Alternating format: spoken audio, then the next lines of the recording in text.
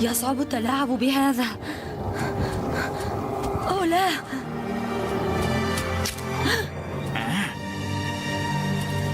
يمكنك الهرب، إنما لا يمكنك الاختباء.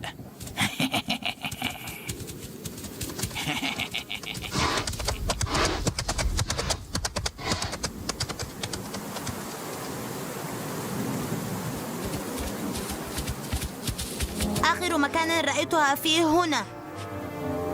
لابد من أن إينا خلفت آثاراً وراءها.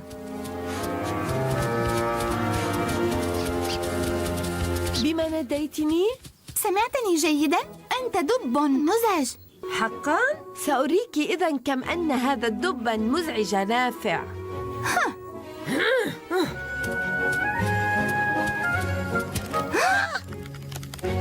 من أعلى هذه شجرتي سأتمكن من رؤية كل شيء. 1 2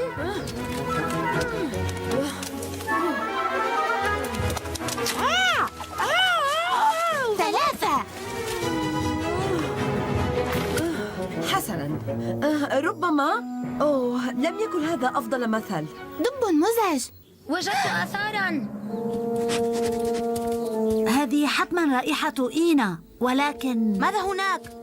ابن عرس، إنه يطارد والدتك. أكيد، لكنه سيجعل منها طعاماً له. لنسرع إذن. مهلا، انتظرونا.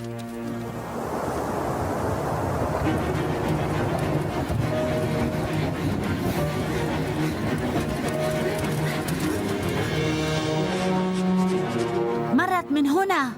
آمل أن نصل في الوقت المناسب. والدتك ذكية وستكون بخير.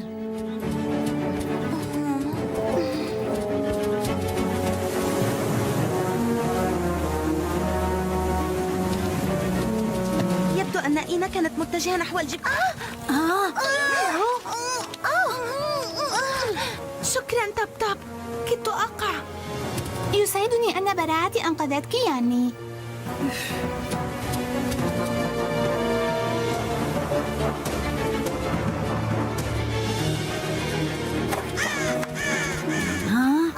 لم يعدا بعيدين كثيراً.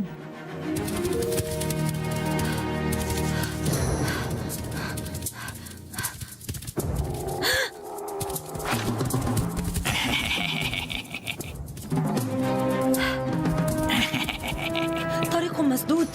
وأخيراً أصبحت لي الآن.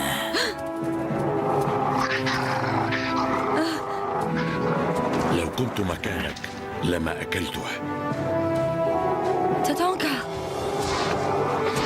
ابتعد أيها الجاموس. وهل تعتقد أن في إمكانك هزمي؟ ابن عرس لا يخاف من أحد. كما أن ابن عرس لا يخيفني أيضاً. سيكون عليك التعارك معي أيضاً. وأنا أيضاً. سينسي. وأنا. وأنا. ونحن أيضاً. إذن هيا عد إلى منطقتك في الحال. أجل؟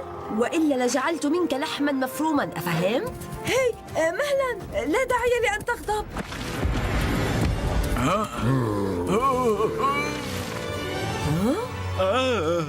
هذا صحيح. اهرب واختبئ أيها المزعج. لا تعترض طريقي مجددا. أيها الجبان، إنه محظوظ كوني لم أغضب حقا، وإلا لقطعته إربا. فأنا دب مفترس ومجنون. من الأقوى الآن؟ ها؟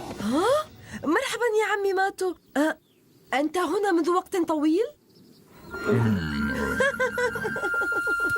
أنت بخير أمي؟ أجل سينسي، لكنك تفهم أنه توجب علي إبعاد أكيتا عن الجحر لحمايتك. كيف عرفت أن إينا ستكون هنا يا تاتونكا؟ المكر هو لمصلحة الأضعف، وأعرف أنها ستبحث عن الحيوان الوحيد الكفيل بإخافة ابن عرس.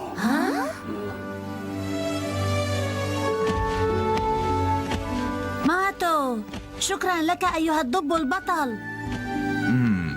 أنا أكره حيوانات ابن عرس. كنتم شجعانا جدا ومنعتم أكيد